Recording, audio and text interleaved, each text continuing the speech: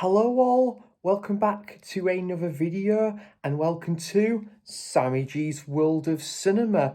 So, I'm going to be doing part 5 of my Blu-ray collection. I hope everybody is enjoying this Blu-ray collection series so far, and just to tell you as well guys, thank you again a million for all the support, all the likes, the comments. Thank you guys, and we're gonna get into part 5 of my Blu-ray collection, and we're gonna start with Sound of Metal. Fantastic film, great one. This Darius Marder, that directed this. I believe he did work. He was produced Place Beyond the Pines, which is one of my favourite films of all time. I did show that in my, was it part 3 of my Blu-ray collection? Absolutely love it, and absolutely love this as well, guys. Fantastic film with Riz Ahmed. I've got a couple of shout-outs because I know there's some big David Lynch fans in the film community, myself included, but I know obviously my very good friend John Mondo Chelovek did a great ranking of all of David Lynch's films. John did a fantastic job with insight in David Lynch's filmography, and Leon Talks Films, film blogger Sam as well. I know that there's some massive like David Lynch fans in the film community. So and I think film blogger Sam, might be one of his favourite films of all time.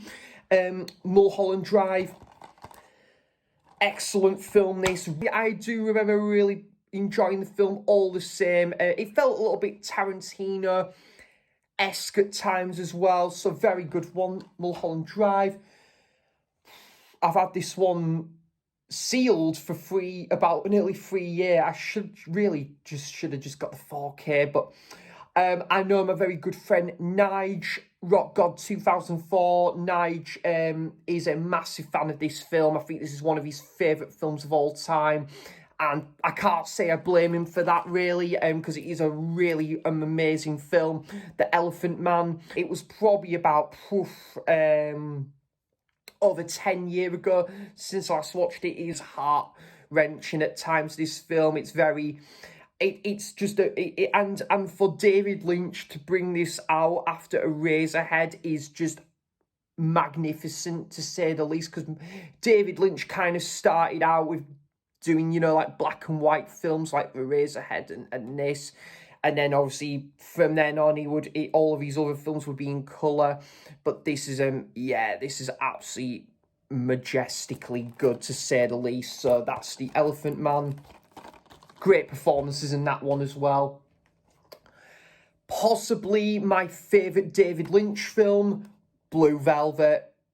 Absolutely wonderful film. I love the soundtrack in this as well. The score by who's sadly no longer with us, guys, and Angelo Badalamenti, who composed this. Sadly missed, guys, because he was an amazing composer, especially working with David Lynch from near all of his filmography. His works was just exquisitely good.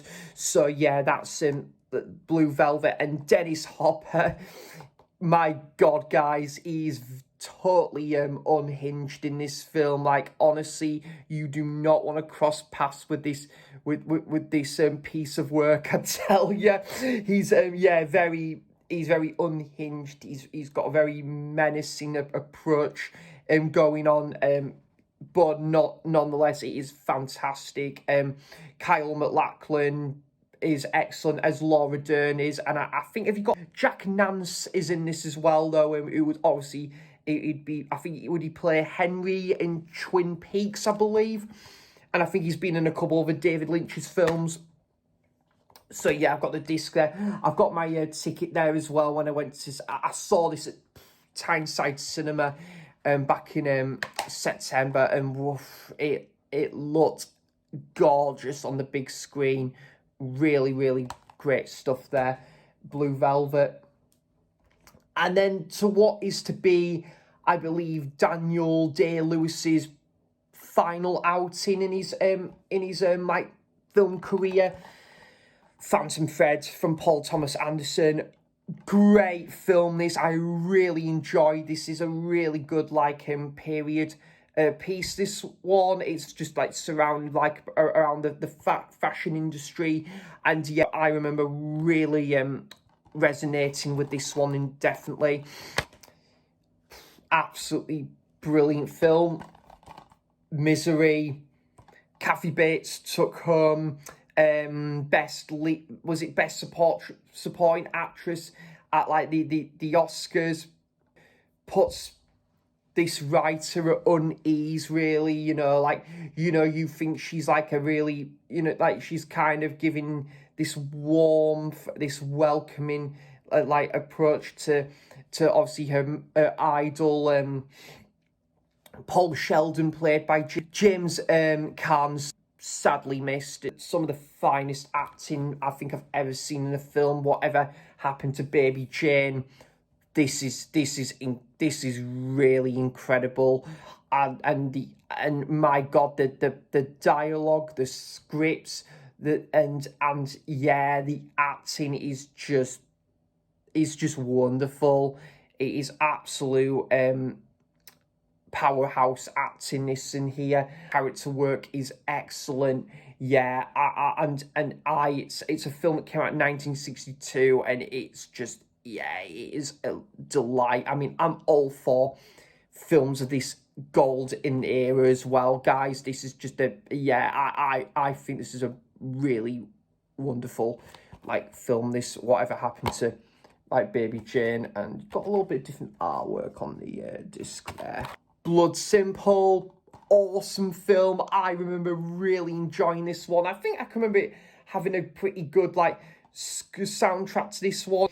But yeah, I can remember this one being fantastic, guys. I've not seen it in a little while. I think it is due a rewatch, but I remember this one being, yeah, absolutely brilliant.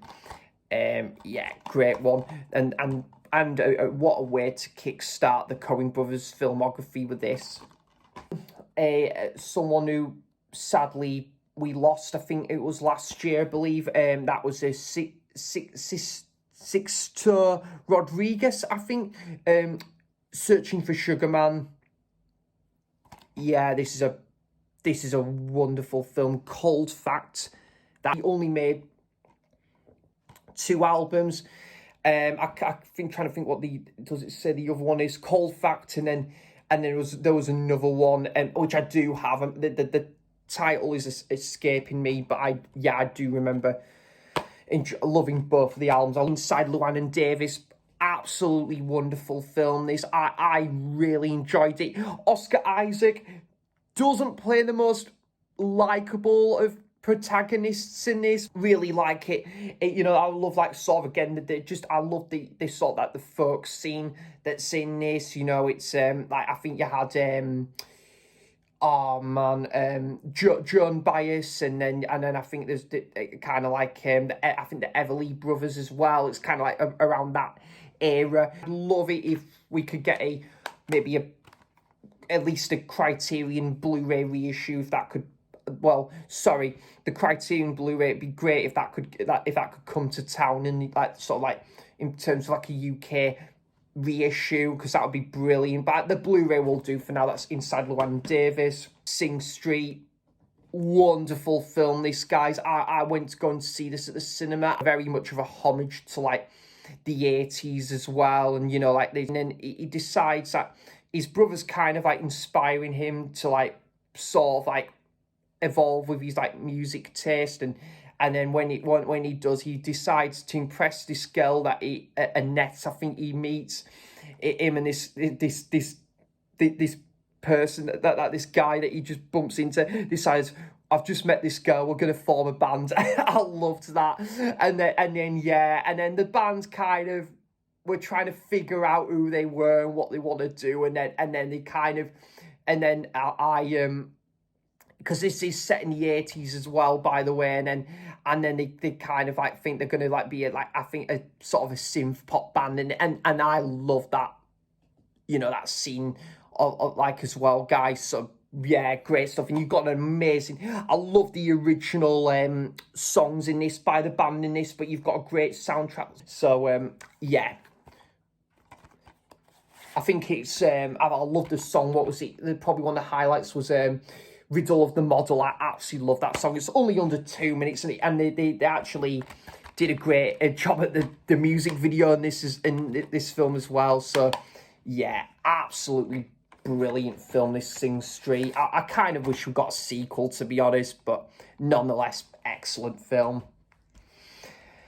And again, I'm a big Bruce Springsteen fan, guys, and this is kind of like pays a homage to the boss himself, and that's Blinded by the Light. Yeah, I really did enjoy this one. Same director of Bend It Like Beckham, which I actually do really like.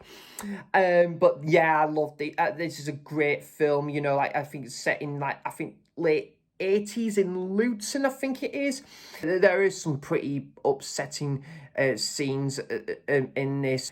When you see this main guy and he's wanting to, I think he's wanting to go into like literature and writing, and then he becomes obsessed with Springsteen. It comes a lot more light-hearted, this film does, and I think there is a little bit of a sort of like a hit and miss relationship with him and his father, but you know, as the film progresses, then you know, like they kind of start to sit down and talk things over, and but it is a wonderful, you know, like little film. This I love like films like this. So that's Blinded by the Light. And also massive shout out to my very good friend Jack at Bring Your Own Popcorn, because I know he's a massive Springsteen fan. I've seen him live, guys. I thought he was excellent. I saw him I think it was Manchester 2016, I think it was. Yeah, really good. Frank with Michael Fassbender. I think the last time I watched this one would have been about, I think it was possibly, I don't know, I think it was, God, when was it? I think it might have been about nearly, probably 9 years ago, so it's been a little while now, but I do remember really liking it. So you have got Donald Gleeson, Maggie Gyllenhaal in there as well. So yeah, it's got a pretty good cast to this one, to be fair. And I did like the whole music side that this film was going for, the whole quirky, the flamboyant side to that the film was going for. And this was a lot of fun. So yeah, definitely due a rewatch. Road trip movie. And you've got art cards as well. Just quickly show these off, actually. I've kind of forgot you got art cards with this one, pardon me.